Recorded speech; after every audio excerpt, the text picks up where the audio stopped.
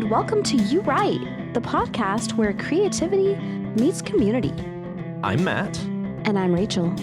Each week on You Write, we challenge our listeners to write a story in just 30 minutes using 3 of 5 randomly generated words. It's a fun and fast-paced exercise to spark your imagination and get those creative juices flowing. We'll read your submissions, offer feedback, and discuss the unique twists and turns of each story. Whether you're an aspiring author or just love a good tale, You Write is your place to explore the endless possibilities of storytelling. So grab a lawnmower, find you a unkempt field somewhere, and let's dive into this week's stories. And remember, the only limit is your imagination and 30 minutes. Let's see what you got. Yeah. So how's it going? It's been a while. It has. Wow. So much has happened. So much has happened.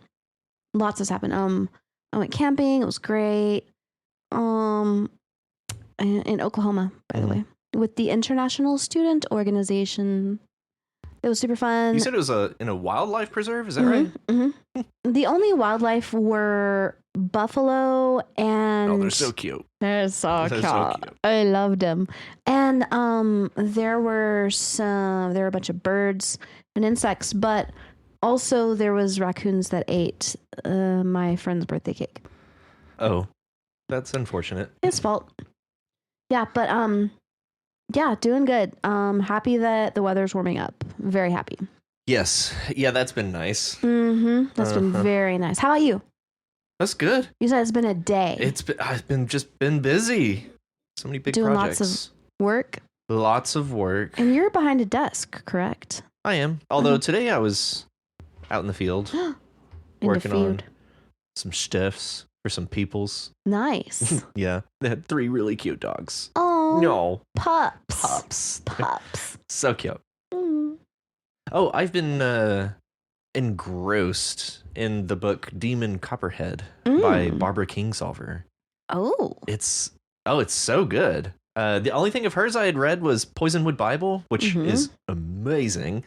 And Demon Copperhead it's great. The only reason I bring it up is because it reminds me of our narrative voice prompts, where everything is just in the narrative voice, because that's like the whole book. Interesting. Is that way. It's a masterclass in narrative voice. Okay.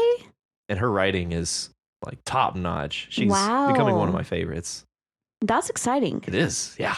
Okay. I'm really digging it. It's what, fantasy or? No, you could call it a coming of age story. Oh. I think it is inspired by the book David Copperfield. So that's I've never read it to know that. Yeah. But that's what I've heard. Okay. Been told. Unclear. Okay. But yeah, it's legit. Nice. I've been reading part 2 of The Darkness of the Lantern. Oh. By Orniel Pineda Martinez. Okay. And it's very gripping. Okay. Yeah. You said it's book 2? Mm-hmm. How many books is it? 3. Yep. And who's the author again? Orniel Pineda Martinez. Say it again. Orniel Pineda Martinez. Say it again. Orniel. That's quite enough. That's quite enough. Yeah. And it's gripping. It's partial. There's fantastic elements. Okay. For sure. So kind of fantasy. Kind of, but it's also very like it's kind of an alternate universe, and it's also very like, everyday life in a fishing village type of thing. Yeah. Well, did you see our stories for this week? Yes, I did. Yeah. So who did we pick to read this week? We picked both of our stories. Both of them by NickedYou and stevelivingroom. Correct. Yeah. So up first, we'll be reading Potential Sense by stevelivingroom. When I was 17, it was a very good year. It started with my surprise birthday party my best friend Chris and my family arranged. Chris actually had a speech Here's to Ryan. All of you know we're best friends, but no one knows why or how that happened. Chris gives me a smirk. I stared in embarrassment. In 7th grade, Ryan juked me bad in basketball. I fell on my butt and was mad, really mad. I was determined to get him back. I arranged a couple of friends to be on the lookout for Ryan after school. He avoided them, but walked right into my trap. I saw him round the corner from the mirrored window of the shop across the street. I waited until he was really close, stepped out, pulled him back into the alley, and punched him in the face.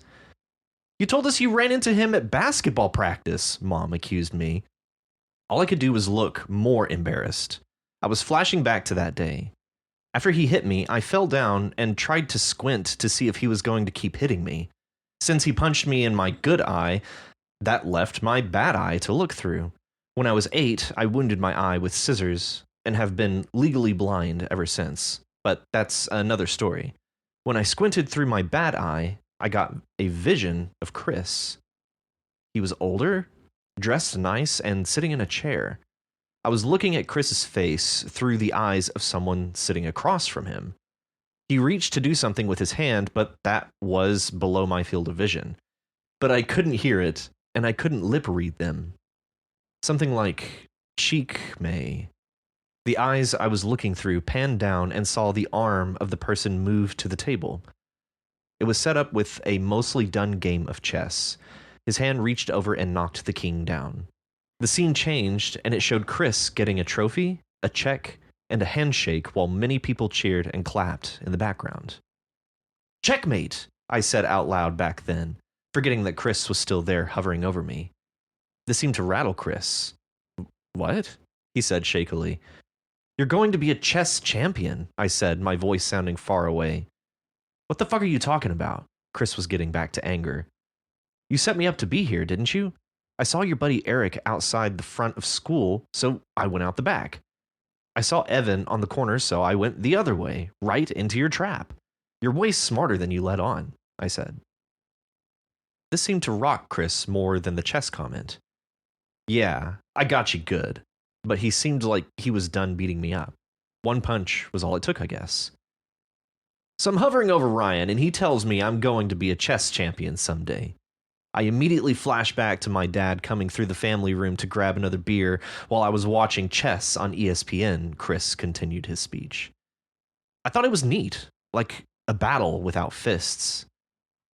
Turn off that gay shit, you stupid idiot, my dad said, and slapped me across the back of the head. I turned the channel to the fishing show on ESPN2. I thought that fishing could be a lot like chess.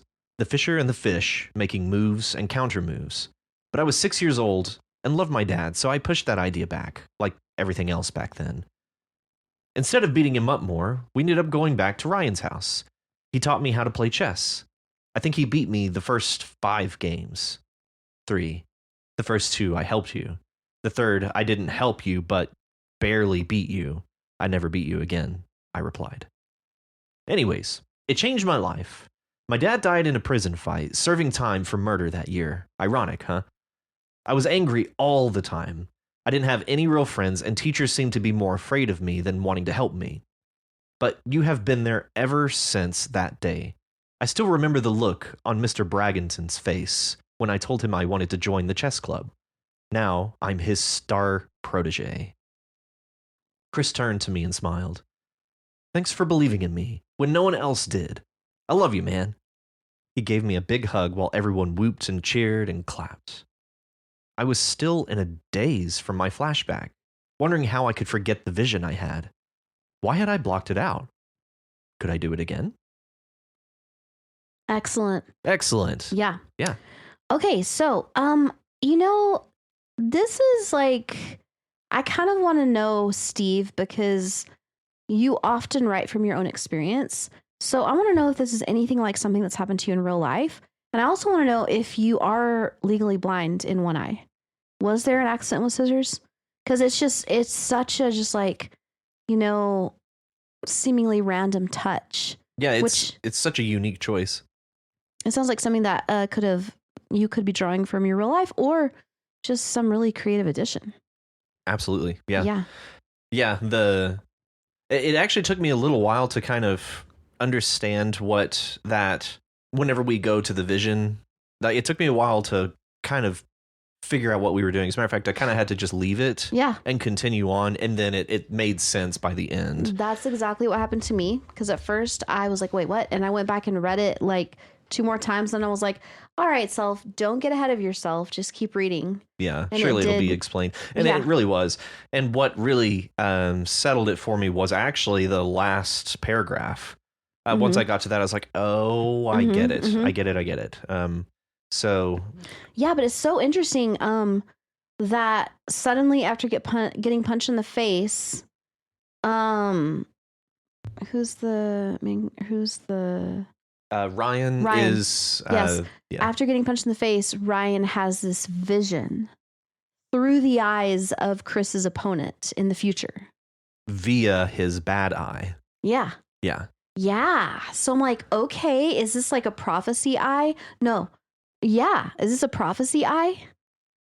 Oh, what is it the eye of the witch or something? I don't know. There's something. Anyway. Like I have a sick eye. Yes, it's my left eye. I call it my sick eye. And maybe it's a prophecy eye, or maybe it can be. Maybe it can be groomed into one. Yeah, just start training. Yes. Yeah. Training your far seeing. Yeah. In that sick eye. Yeah. Mm-hmm. Yeah. You want to give it a try right now? See what you can see? Okay. Go for it. Should I look at you or? I don't know. I just see the stuff in the room. Okay. So no abilities yet. Keep working on it. Yeah, keep working on it. I need to harvest it. Harvest it? Yeah. Okay. Yeah. Okay, so anyway, that's just so interesting. It's just such an interesting concept. Yeah. Such a creative concept. Yeah, it is really creative. I like it.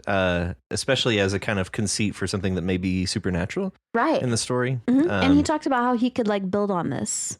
Oh yeah. Maybe make more stories out of it. I think definitely. Yeah, absolutely. I also really liked, it really came out when I was reading it just now, but the kind of his explanation for why he thought he would be a chess prodigy based on the trap that he laid for him to get to that point.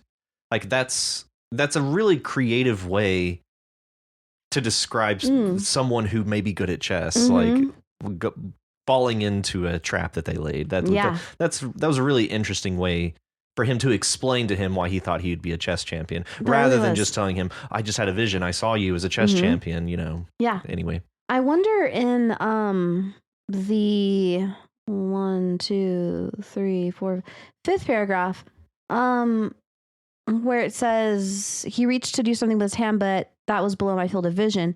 He said something, but I couldn't hear it and couldn't lip read them. I wonder if that was supposed to be then, like he learned to lip read later, but at that point in his life, he couldn't lip read. Interesting. That would imply that he may be deaf as well. Maybe. I don't know. Yeah. I don't know. I actually thought it was meant to say them. Maybe so. He said something, but I couldn't hear it, and I couldn't read them. Couldn't lip read them. Okay. Maybe them is in reference to Chris. Or the lips. Or the lips.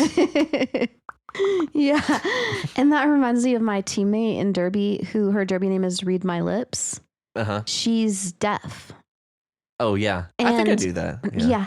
She's a badass. Like she will wreck your fucking shit all day long. I've seen her. Yeah. Yeah. Yeah. And we call her Lips, but we have to, because they use a whistle to tell you when the jam is starting or when you're getting sent to the penalty box. So we have to like tap her. You use flare guns? Yeah, pretty much. No, she reads lips really well, but obviously whenever you're playing, you're not staring at the mouth of the refs. Yeah. So we have to all around you. Yeah. Exactly. So we have to tap her and be like, get your ass to the box. Get out of here. You fucked up. You fucked up. Anyway, yeah, so this is like a very, very interesting take. Yeah, absolutely. Yeah, the description that Chris gives about kind of his upbringing, his dad, Mm-hmm. and everything. That was, well, first of all, it felt a little jarring at the time. Mm-hmm. Whenever I first read it, I was like, this is kind of, it didn't really feel like something you would say at a 17-year-old's party. Mm-hmm. I don't know. It felt a little out of place in the speech, but because it is all being spoken, Right. but it does give some good context for why he's this way. Mm-hmm. So it is good backstory content for why he would think to lay a trap and then punch some kid in the face for juking him in basketball. Right. So Dad's a real piece of work. Yeah. But what? My dad died in a prison fight serving time for murder that year. Ironic. Is that irony? I know. I thought that too. Yeah. I I avoid the word ironic or irony like the plague because I feel like there's no actual way to use it properly. There is, but it's a very, very hard line to toe. Yeah. But yeah, I actually thought about that. And no, it's not. I don't think that it is ironic. I think the ecosystem like fittingly, like maybe like poetically, yeah, or something like that. Poetic justice kind of thing. Unless it's like he killed someone and he died by being killed by someone or something. That could be a type of irony. Okay. You know? Yeah. Yeah, and I don't think it's that important whether it is ironic or not because it's being spoken. Yeah, and it's certainly not the most egregious use of the word ironic that I've seen. No. Because, famously, Alanis Morissette is not ironic. Nope. It's just a coincidence. It's actually not at all. It's not even close to ironic. But yeah, this could be construed as irony. Yeah. Yeah. Yeah. But again, that was another part that just kind of struck me as, is that really something you would say in a speech for a 17-year-old's birthday party for one of your friends, one of your very good friends? To me, it strikes me as very, very mature. Yeah. Like a very adult thing to say. Yeah. But I do know kids like that who are like, I am a grown up and I'm going to say grown up things. Well, yeah. And especially like a chess prodigy, like that's a kind of grown up skill. Right. That level of problem solving and creative thinking. Yeah. Mm-hmm. So maybe he would say that. Maybe he would. Yeah. Yeah. It honestly, like the whole premise of this is fascinating. And I could see where Ryan could be a recurring character. Mm-hmm. And especially the last line, could I do it again? Mm-hmm. Yeah. You know? Yeah. Yeah. Ryan, I'd like to see you do it again. Mm-hmm. I would too. And I'd also like some tips from Ryan on how to train my sick eye. If Ryan has any clues, any tips and tricks, that would be great. That'd be fantastic. Yeah. There was something else. I can't remember. No, I think that's it. Yeah? I can't remember anything else. Yeah. Great story, Steve. Yes, Thank you. Very interesting. And I do want some background. Is this all straight out of your imagination, or is there any hints of real life in this? Yeah. Please do share. Please do share. Yeah. Yes. Yeah, and if Chris is just 17 at this point, what happens when he's like down the road, man? Yeah. Like what? It's like Flowers for Algernon. Like what? Yeah. Is it? Oh God, no! Please don't be like Flowers for Algernon. I know. That story is devastating. But it's like he gets so smart that he just can't even stand it anymore. Mm-hmm. And he's like, I want to be intellectually challenged again. And then he is. Yeah. Sorry, spoilers. Yeah, spoiler alert. Of course, that book did come out quite some time ago. But yeah, it's true. Yeah. Alrighty, so next we are moving on to Year 18 by NickedYou. And I will be reading this. Well, let's have it. Okay. When I was 17, it was a very good year. It had started with my dad getting a clean bill of health after a brief scare. After that, I met Alice and fell head over heels. And she was crazy enough to say yes when I asked her to prom. And prom went well. My science fair project on moles and their patterns of distribution and spread won first place. The loud neighbors finally moved out. And there had been many good parties, so many good times. So as I sat staring at my birthday cake, waiting to blow out the candles, Alice by my side, my family looking on expectantly. I had a hard time knowing what to wish for. I finally decided that I just wanted this next year to be as good as the last, and I blew out the candles. The room going dark and my family cheering, an efflux of sweet smoke from the candles blowing in my face. The cheering stopped, the smoke dissipated, but the room stayed dark, darker than it should have been. Just as my stomach began to drop with the sense that something was horribly wrong, light returned, not from candles on a cake, but on a glowing hemisphere of light, like a ceiling light turned upside down and resting where my cake had been. I backed away and cast my eyes around the room. Drywall had been replaced with wet earth, and the open plan of the house had been replaced with something closed and claustrophobic, offering no escape. I sat down in a corner and tried to think of what had caused this, heart racing, but nothing came to mind, short of the absurd. A punishment from God? Perhaps some sort of cosmic retribution for my wish, asking for too much? I had collapsed into a coma, and this was my mind's attempt to process my state? None of these were provable. None of these even provided workable solutions if they were true. I began to hyperventilate, staring at a floating half circle of light that offered no explanations or rationale. What had happened to Alice and my family? Was this just me, or were others in the same situation? Would this unexpectedly reverse itself? Would someone come find me? I realized very suddenly that my hyperventilating would use up a limited supply of air. I couldn't stay here. There was no logical solution available. The only direction I had was out and away. I began to dig into the wall, out first, then up. The dirt was mercifully soft, but my hands were swiftly sore. I thought of my loved ones, though, and I pressed on, even feeling that my hands would develop blisters. I had had a great year, and I would not allow it to end in my own death. I dug and dug and dug and dug, and my hands bled. I belatedly realized that enough time should have passed that I would have used up my limited supply of air, but I thought again. If there was some additional source of air, it wasn't visible. I let myself still to wait for a breeze, but I felt nothing, against all logic. I took the time to pack down the dirt I had moved to give myself space remaining in the room. I heard a rumbling. I resumed digging with added ferocity. I did not know the source of the sound, but it could not possibly be pleasant. I dug, and I was making headway. Something approaching a real ramp, almost as high as the ceiling, out of the room. But the rumbling got louder, and I heard a cracking like rock. The room shook, and I wondered idly if it would collapse upon me. Then an enormous mole broke through the far wall. I stood paralyzed as it sniffed around, walking slowly and edging around the inexplicable light in the center of the room. It turned towards the adjacent wall and began to excavate, tunneling downwards rather than upwards. I walked around the light opposite the giant rodent and looked at the tunnel it made to come into this room. It appeared to lead upwards. Short on options, I promptly dove into the hole and scrambled up. It was a tight fit. The mole was not as large as a person, but I had enough room to move swiftly. After what must have been a minute, I saw light, and relief flooded my body, fueling a final mad rush to the surface. I emerged in my backyard and felt Alice hug me. I began crying, suddenly very frail, my every limb trembling. "I'm all dirty," I whispered, hoarse.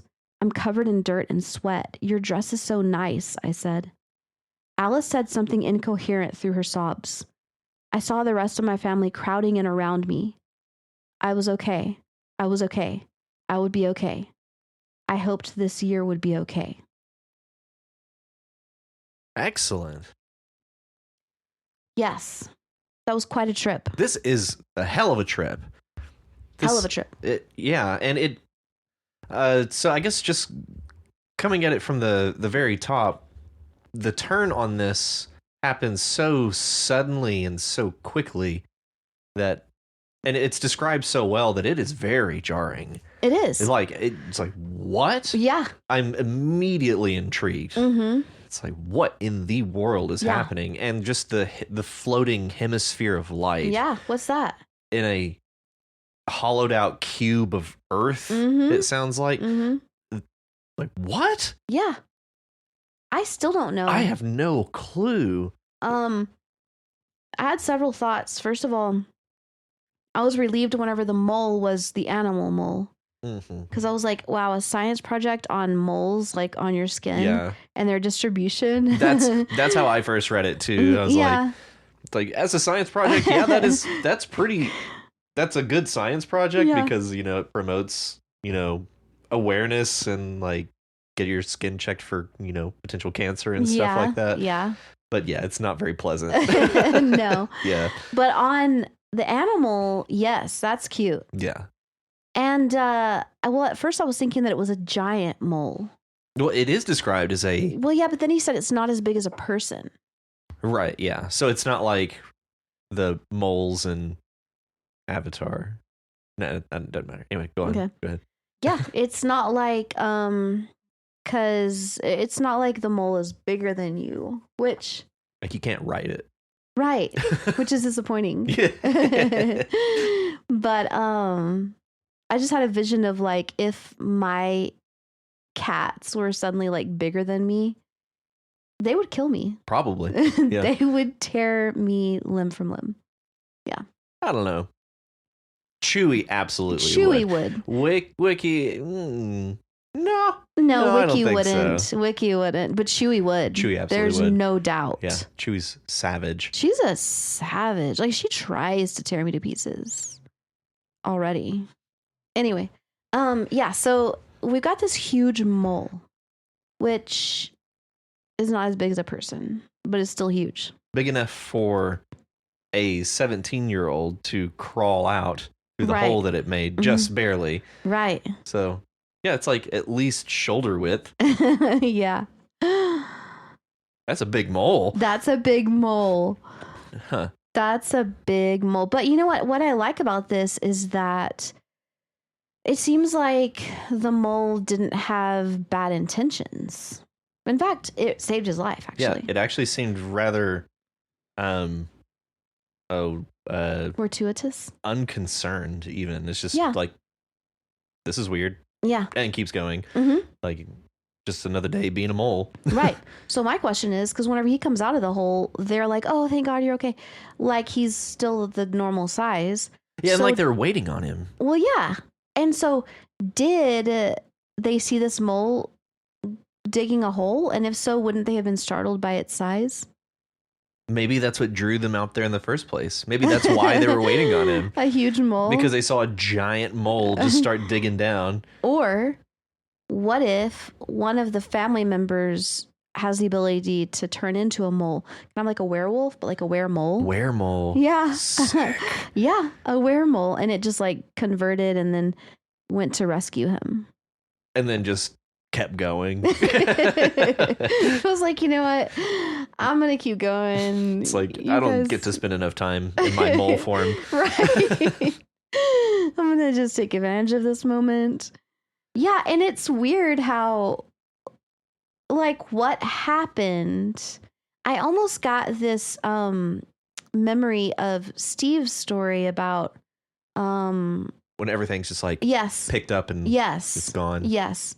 And I'm like, okay, but whenever this person gets back out of the ground, everybody's still there. And they're like, oh, thank God, where did you go?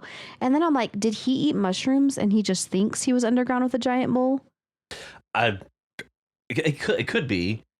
I want to say it has something to do with the wish, because it's when they blow out the candles that everything goes sideways. Yeah. So and we did get what they wished for, right? Yeah, it was for it to be another good year, or as good as last year. I wanted this year to be as good as the last. Yeah. So it seems like can we infer something based on, like, let's say the wish came true, and this is what happens. This is how the wish is fulfilled. Can we infer anything about the previous year and how good it was based on the events that came up? I'm trying to rack my brain to see if there's something we can grok from this. I don't know. I'm kind of thinking like how Destiny might have just been like, okay, I will grant you that wish, but first to balance things out, you have to go through this trauma. You got to earn it. You've got to earn it by encountering this huge mole. mole. Which, admittedly, you did a lot of work and researching on moles the previous year. So it that was a detail that was called back out. Okay, so maybe fate was like, oh, you want more of last year? Well, last year was full of moles. So sure, yeah, here's a bigger mole. Or maybe it's like, last year you were technically here, but that's underground, so I'm just gonna put you there. Right. Well, so maybe it's just like I don't know. Maybe it's like a exaggeration, like a caricature of last year. This year is a caricature of it. So it's like now you live inside the ground and the moles are massive, and maybe the girlfriend is gonna become like psycho stalker or something. Well, yeah, and she's just openly like weeping. She was weeping or he was weeping? Alice said something incoherent through her sobs. Oh, yeah. So maybe she's become like girlfriend Zilla. Everything has become whatever it is, Zilla. You know? Molezilla. Yeah. Molezilla. Girlfriend Zilla. Who knows what his parents are going to do, you know? Parentzilla. Parentzilla. Maybe the parties are going to become Partieszilla, where you just get cracked out of your brain and go to the ER. Maybe. Or something. The best I could come up with is it is, I feel like, hinging around the wish, and I think like you have to earn it kind of thing, or maybe it's like or maybe it's a cautionary tale, like don't wish for things that were something, platitudinal, or like just be thankful that you had one good year, okay? Yeah. And it's like, you know what? Now you're going to have to claw your way back to this year right. because of that ridiculous wish. Yeah. It's like, I would say hubris, but it's really not hubris. It's really not. It's actually kind of modest thing to wish for. It's like, I want just to be as good, not even better, just as good. And Destiny's like, you know what? Fuck you. Here's a hole in the ground. Go in it.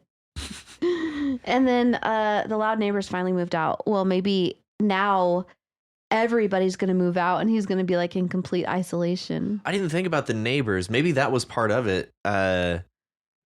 He enjoyed that the loud neighbors left, so assumed that any neighbor is a loud neighbor. It's like the universe is very exact. So it's like, okay, so here's no neighbors underground. Yeah, it's like, okay, here's a huge mole quiet. As a neighbor. Yeah. How do you like that? I have a feeling the mole is really cute, though. I know. I would like that. Also, just how unfazed the mole was. I'd become friends.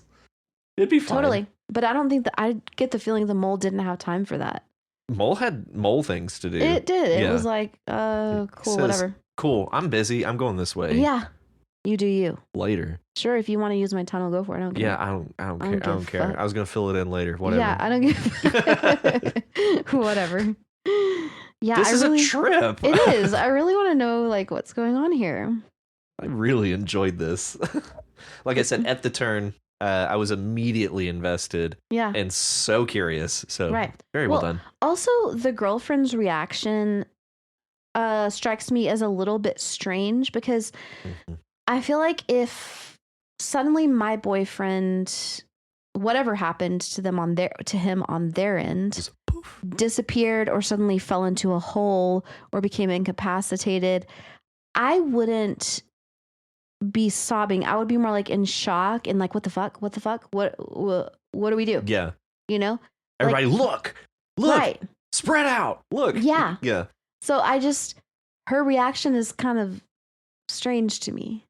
Yeah, it seemed like to me that more time passed than what is on the page here.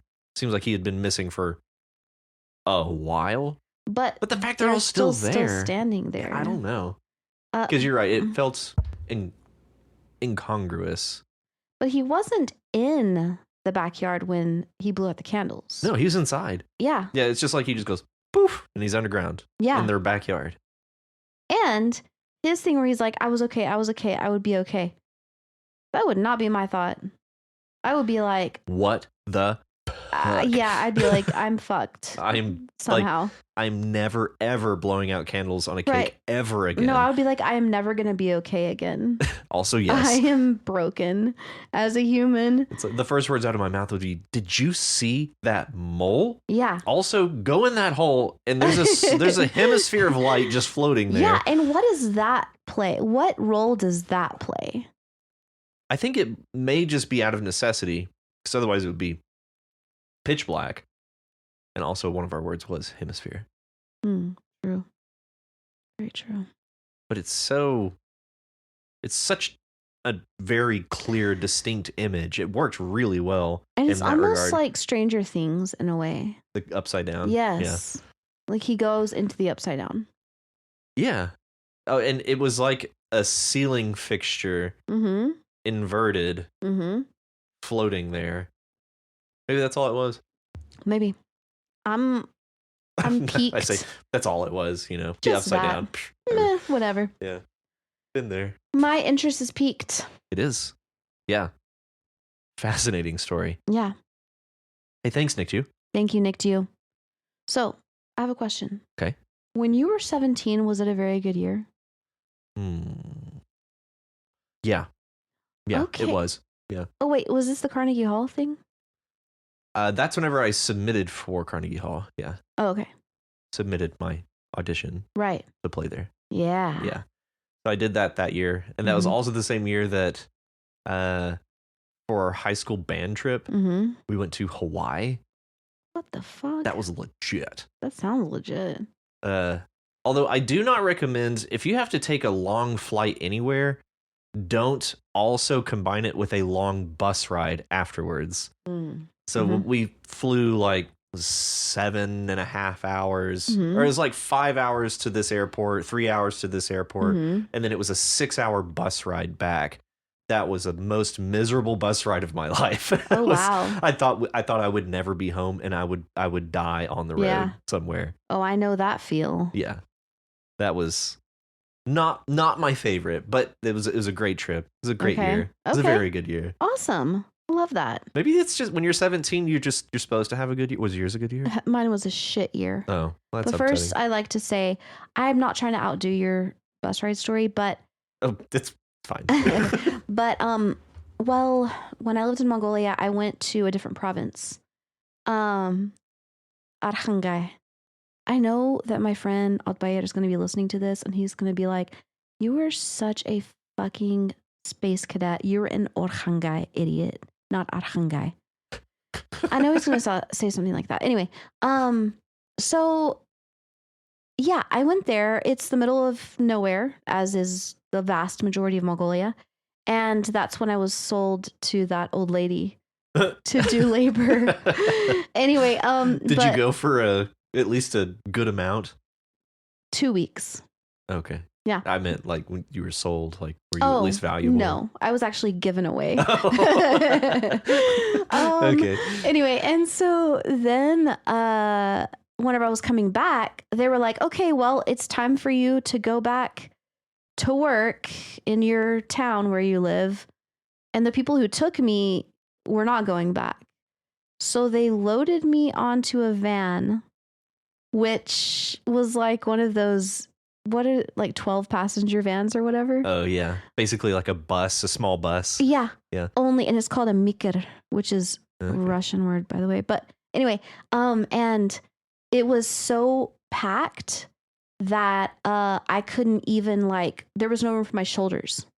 So I had to go like this, and I had to lean forward, and my knees were smashed into the knees of the person across from me because the seats were facing each other. And it was 24 hours. Oh my God.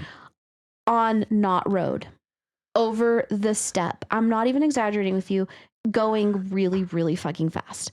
So it was like the van was bouncing for 24 hours. Yeah. And we stopped one time. I was very nauseated. Oh yeah. And we stopped one time at this random yurt in the middle of nowhere where they gave us milk tea and meat stew. meat and milk soup. And I was already feeling nauseated, and so I just drank the milk tea. And then I hear some of the old men in the van talking shit about me and about how foreigners are trash and they won't even eat meat soup. And I was like, fuck you. And I got back in the van, and I didn't know any of these people. And I started talking to the lady beside me. I was like, did you hear this asshole?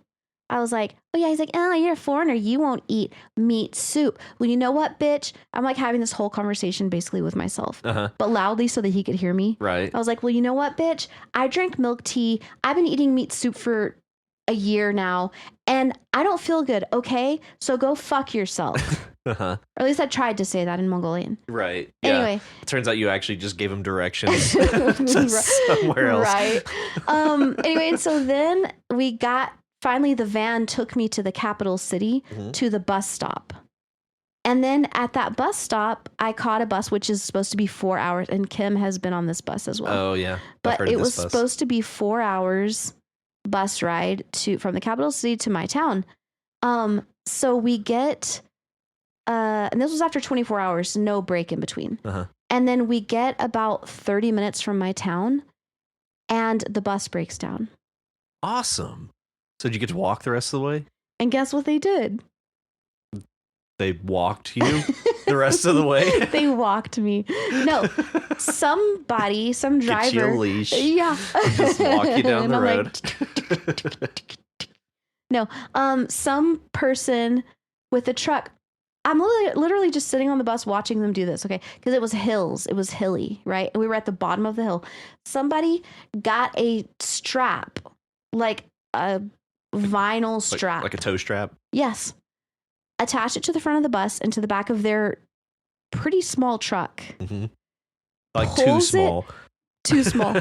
Pulls it to the top of the hill. They stop at the top, untie the whole thing, let the bus roll down, and then do it again for every subsequent hill. I'm not joking with you. I'm not making this. They went to all the trouble to disconnect it, let it roll. Yes. I guess to see just how far it could get on its own. Yeah. Oh, wow. Because they didn't want the bus to hit the truck. They've done this before. Oh, they've done this before. This is a tried and true method. For sure. Yes. Anyway, and so we did that for a couple of hours. And just picture it. Such a picture. Thank you. It was, in hindsight, it's hilarious and an epic experience. But at the time, it was devastating. It was like the worst thing that had ever happened to me. I was like, it cannot get worse than this right now. Oh, good times. Wow. So anyway, yeah, I feel what you're saying about the bus ride after the long trip. Yeah. Yours is decidedly so much worse.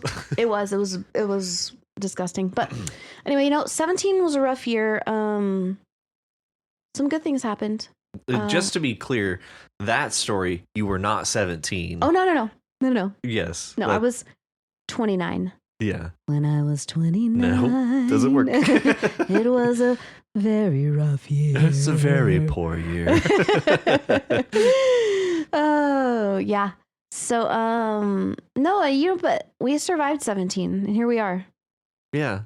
Why look back at it? No, why? Yeah. Why should we? As soon as we do, we're going to find ourselves underground in the backyard with moles for company. Giant ones. Oh. Maybe we should think about it. We should think. I want to be there. Well, so that's all of our stories for this week. Shout outs. Hey, thanks, Steve. Thanks, NickedYou. Lovely stories. Thanks for joining us this week. And that moves us into episode 32. That's right. That is right. That's right. So for episode 32, we are asking you guys to write a story using and I can't decide if it's a sound effect or if it's just music, but it's on the subreddit under episode 32. You'll find a link. It is a very long musical effect. Yeah, I like that. Yeah, that'll work. It's about an hour long. Don't feel like you have to listen to the whole thing. But I love it. I think it's amazing. It is awesome. I highly, highly encourage headphones because it's a very, very large gong, and therefore it is very deep, very bass heavy. I demand them. Yeah. Rachel demands I headphones. demand them. Anything less than headphones, unacceptable. We're not even going to consider it. But the effect is, I think, very evocative. It is. It's awesome. It's pretty badass. I think you can go some really cool places with it. But I do encourage you to listen for at least about 4 or 5 minutes because the effect or the quality of the gong, it's one giant gong, changes the longer they play. It is kind of performative. So, I mean, that's, the musical aspect of it. Yeah. Yeah. So yeah, give that a listen and give us your best shot. It's rarsome. It is rarsome. I'm officially a gong person now. Yeah. Yeah, like I want a giant gong in my house. I think you should get one. I think I should too. They're decidedly not free. Right. So. I bet you could find one like at an estate sale in China. Oh. I was like, do schools have estate sales? That's actually where I got my first piano from LCU. Really? Yeah. Because they were clearing it out. They were clearing out a building that the music department was in, and it was some guy. I want to say it was a sports something like basketball, but they took over the building. There were still old pianos that they were getting rid of. What was it free? He charged me $100 for it. Nice. I just had to haul it away. Nice. Which they are decidedly not light. A pretty good deal, actually. Yeah, it was. It was an okay shave. It wasn't the greatest thing, but it made noise. Yeah. And it was kind of in tune. There you go. Yeah. Okay, excellent. I love that. And the words to go with this musical effect prompt are creation, visit, disaster, pollution, and laundry. How about creation? Creation is a noun or an adjectival noun. Yes? Yes. Creation, inflation. Creation station. Creation station. Yes. Yes, that's the easy one. And yes, it's from the Latin creo, which means I create. Yeah. But or whatever, that's just the first principal form. But to create, to make. Well, what else can we say about that? Creative. Yeah, I think it is kind of a creation. Well, I mean, there's like creationism. That's a thing. A belief in creation? Yes. A belief that life was created. Right. Creationism. Yeah. Yeah. It's like, I'm not the first person to tell you this, right? No, totally. I want to mention really fast the Mongolian word for creative. Okay. And I know this because I used to scream it at my students. I'd be like, be creative, be creative. Because they would be like, we don't, well, I'm like, write a story. They're like, what? Who? How? I'm like, I don't give a shit. Just write a fucking story. Write me a goddamn story. You do it now. That's like how this podcast began. Remember? Oh yeah. Yes. Demanded to. Yeah, when I was that primordial. Oh yeah, the entity, primordial evil. Yes. Demanding stories. Yes. You that was sick fuck. I know.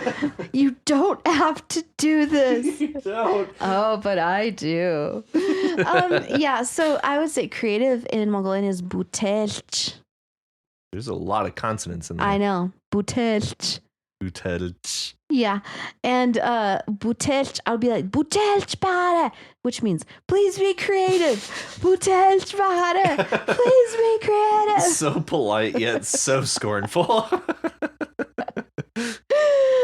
It's true. Anyway. It's a combination of begging and demanding. It's desperation is what it is. Okay. Please.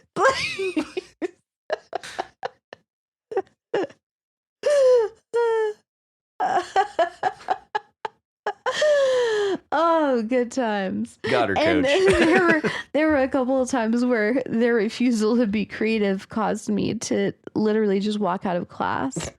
I would just look at them and be like, I am not even mad anymore. I was. Now I'm just devastated. You've broken my spirit. I'm done. Are you happy? Are you happy now? You broke me. You sick fucks. Yeah. Anyway, that's creation or whatever. Create. Okay, next word is visit. Oh, visit. Okay, so, it's a noun or a verb. Mm-hmm.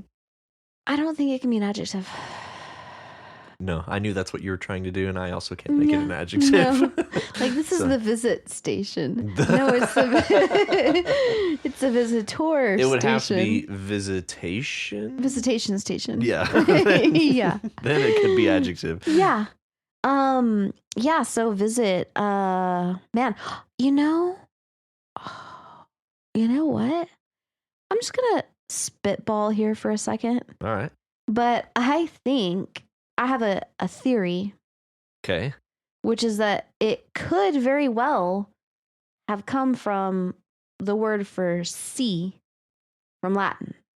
Like to see, like yes. I see you? Yes. Okay. Yes. Like to see someone, to visit someone. I could be completely wrong. I have no proof of that, but. Vide. Huh? Vide. Yeah. That's how you say it, right? Yeah. Yeah. VIDE. Because the reason I'm saying that is because in Latin, vido, videre, visi. That's the present perfect. I have seen. VISI. And that's why I'm like, maybe visit, because I know that visit comes from Latin. I have seen, yeah. Yeah. I have seen. So, yeah. So maybe does visit come from Latin videre? Oh, it's yes, videre, yes? to see. Okay. Visere, to view. Vista, video. And visitare? Yeah. Yeah. So yeah, it does come from to see. Sweet. Absolutely. Wow, well done. Yes. Yes. Yes. I mean, it was kind of just like obvious, but you say that. I mean, I'd have never gotten there. Well, because you didn't know the third principal part of the Latin for see. I don't know. You're right. I didn't know that. Yeah, I know. But anyway, I know far less than even that. Yeah. So to visit is really to see. Mm-hmm.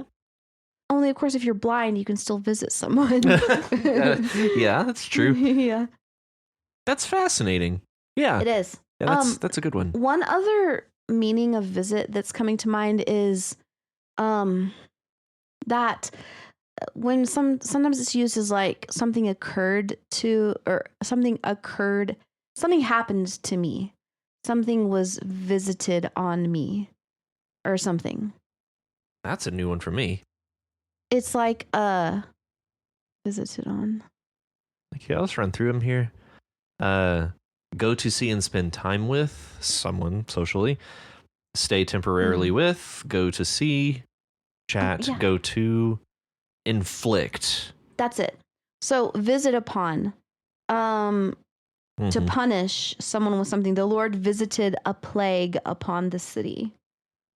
So that's another. I don't know. That could be a really, really cool usage of this word in this week's stories. Yeah. With the gong. Yeah, because it is kind of an archaic usage. It is. It's archaic. It's kind of creepy. Yeah. Something that maybe a demon would say. Ooh. I will visit upon you destruction like you've never imagined in your wildest nightmares. And I shall smite thee. Exactly. Yeah. Ooh, yeah, that is fun. Yeah. Huh. Mm-hmm. Huh. Yeah, and it's used chiefly in the passive. Well, not the last example I said, but this one, a plague was visited on the village. It doesn't have to be passive. Yeah, Fuck that. That sounds Fuck that. made up. Yeah, that's a fucking free dictionary that said that. Okay, so that was visit. Yes. Next is disaster.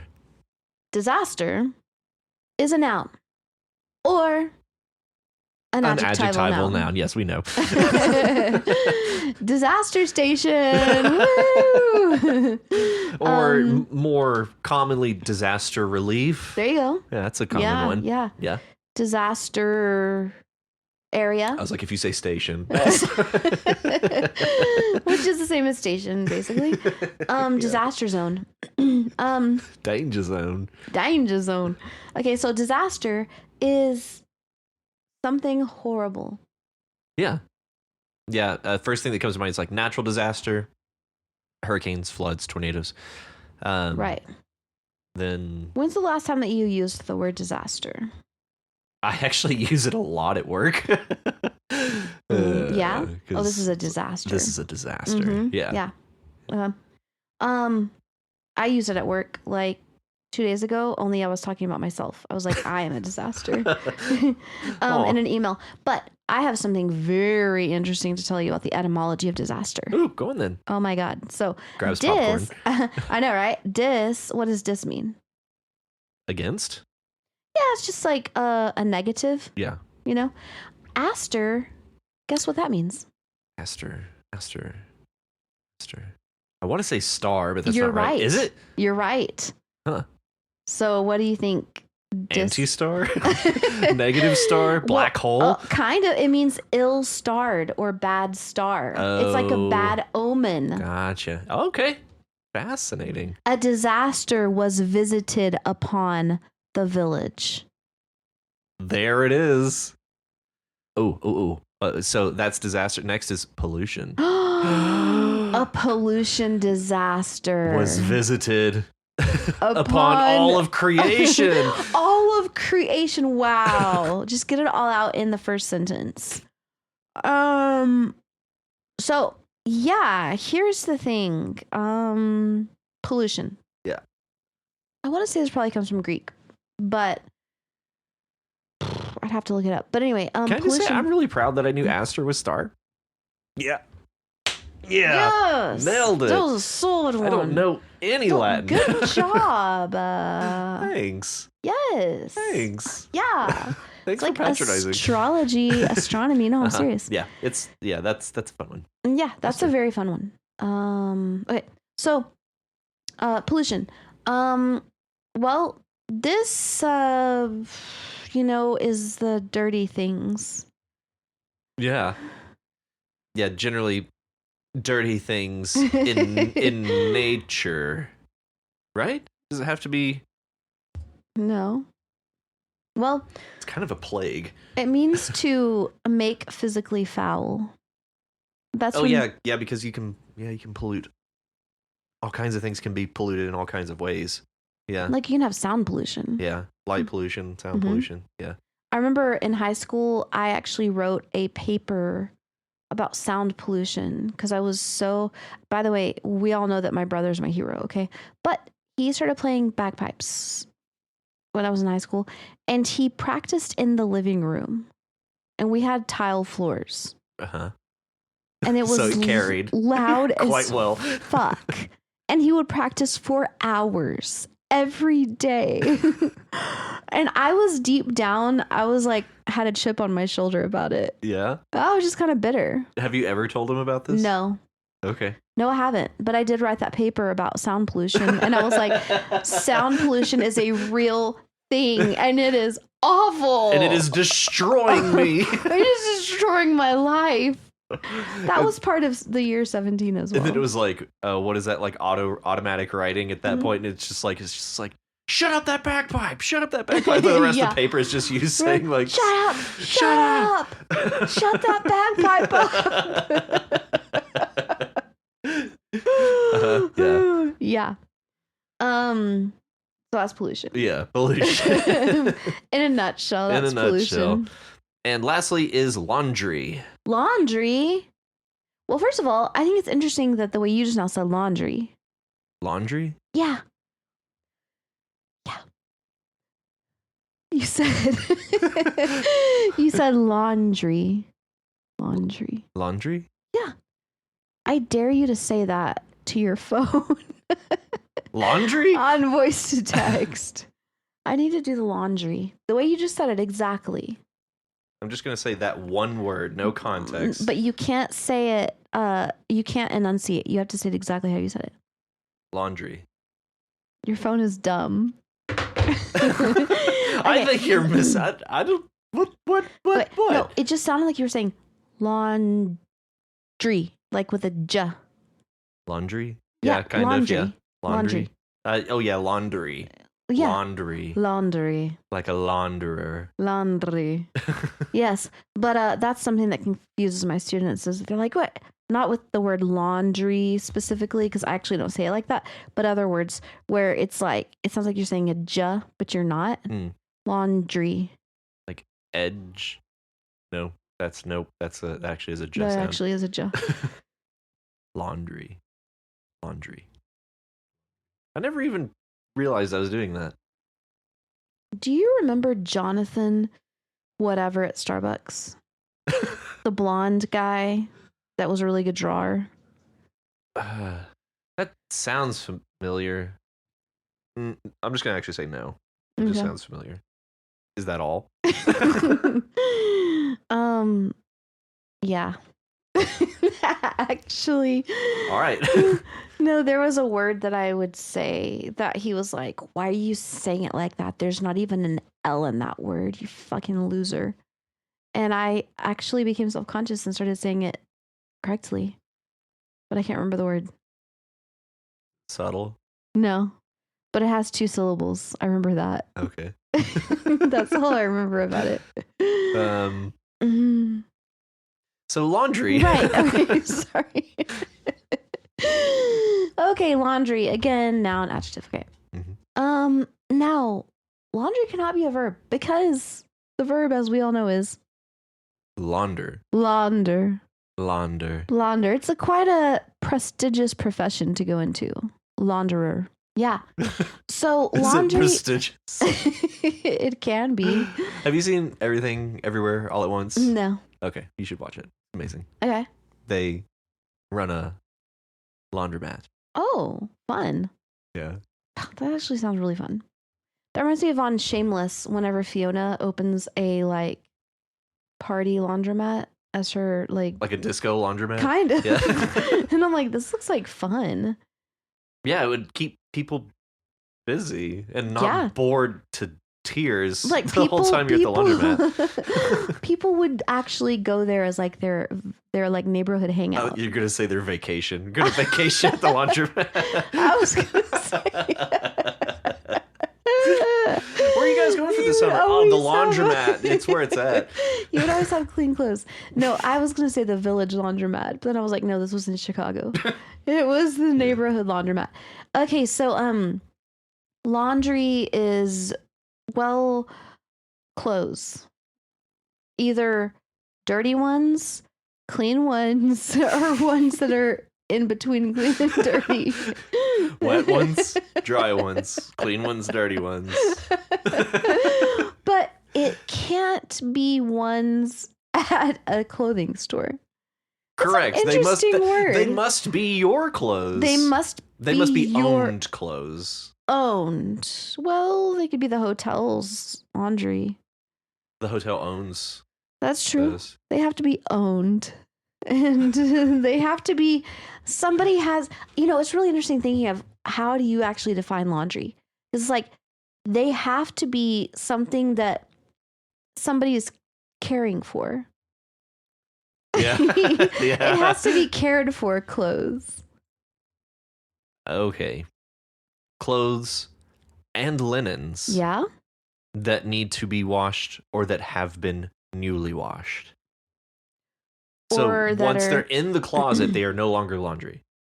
Once they're in the drawers, put away, folded, it's no longer laundry. Right.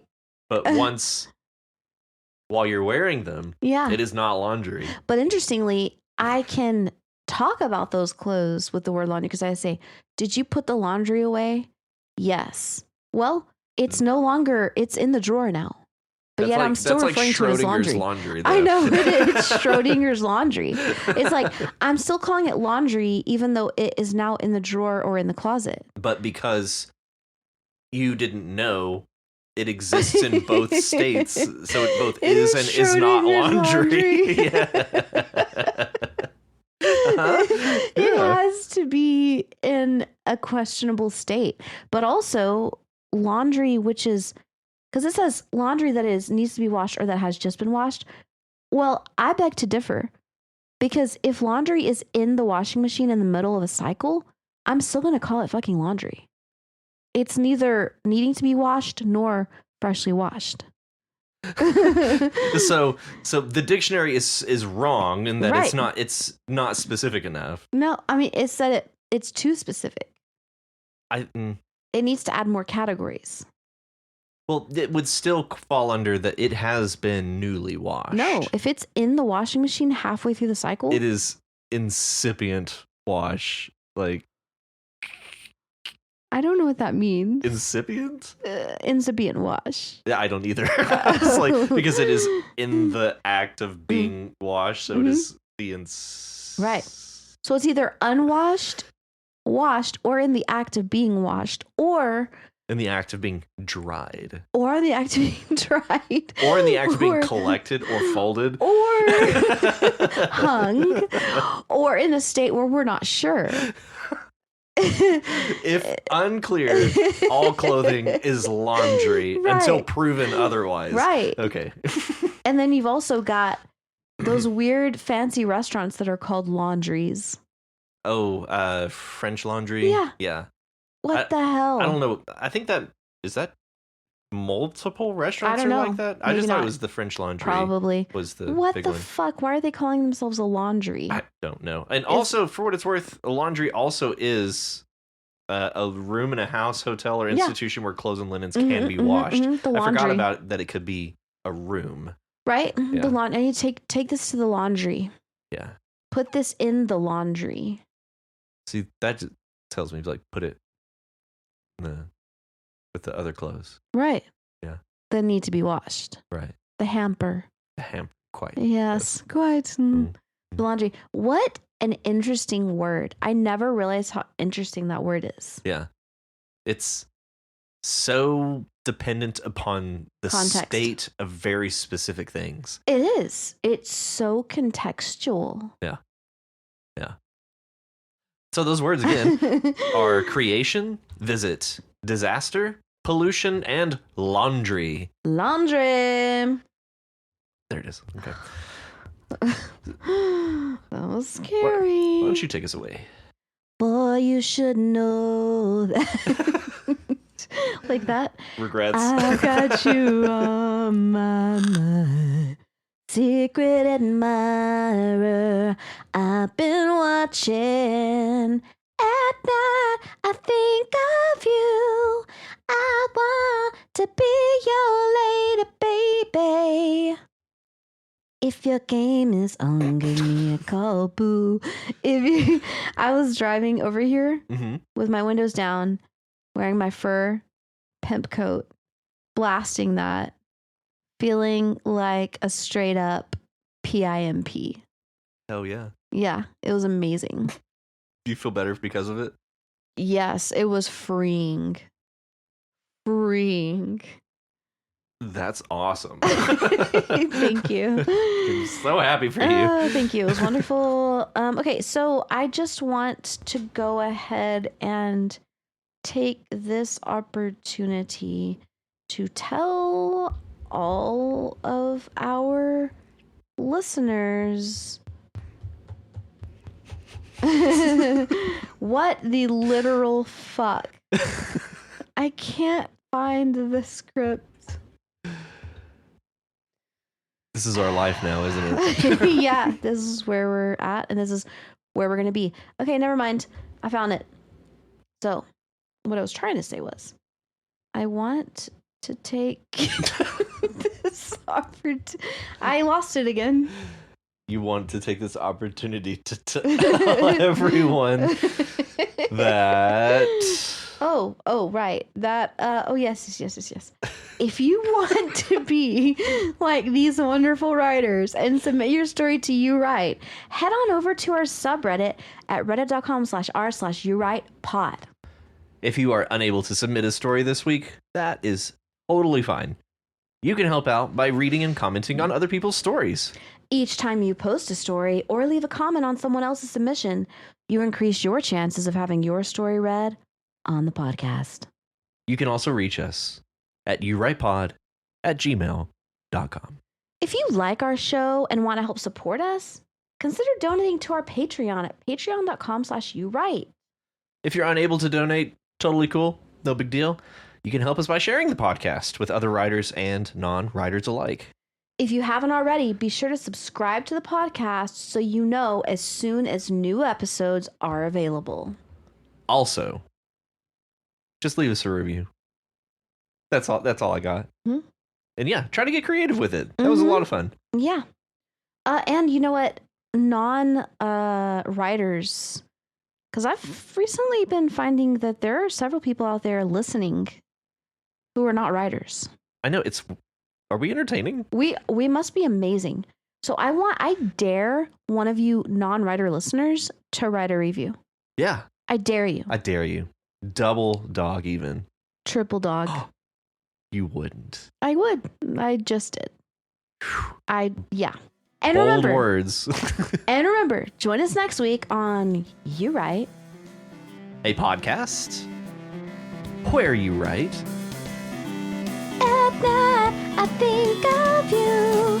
I want to be your lady, baby. See y'all next week. If your game is on, give me a couple. If you're loving strong, gonna give my all to you. Make it say, na na na na. Remember that hit? Yeah. Remember that, Jim?